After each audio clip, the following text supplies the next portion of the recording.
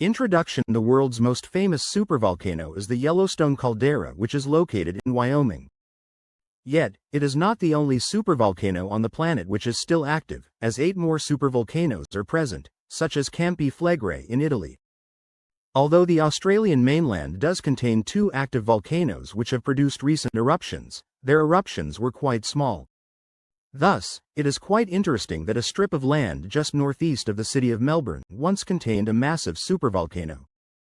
One of its individual eruptions was so massive and catastrophic that in merely a week buried a vast area in 1.2 kilometers thick of superheated rock. The supervolcano I am referring to is known as the Cerberean Caldera, which today is located partially in Lake Eildon National Park. The remnants of this ancient supervolcano are the source rock of a decently sized tungsten Cerberean caldera location deposit. The ancient Cerberean caldera can be found 92 kilometers east-northeast of Melbourne, where it is centered just southeast of the city of Taggerty.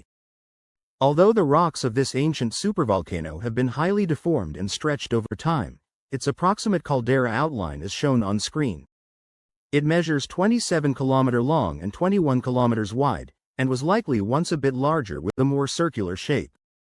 This caldera represents a giant collapse scar which originated from one of the planet's most explosive eruptions during the Devonian era of geologic history.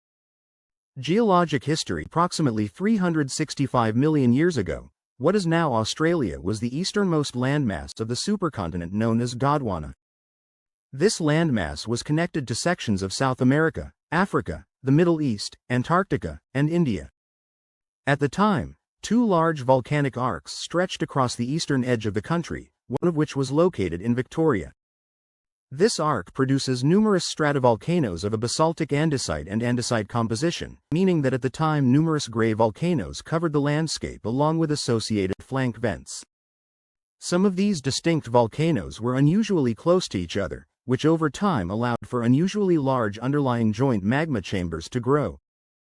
One such large magma chamber began to grow underlying the eventual Cerberean caldera, where over time it leached material from the surrounding crust.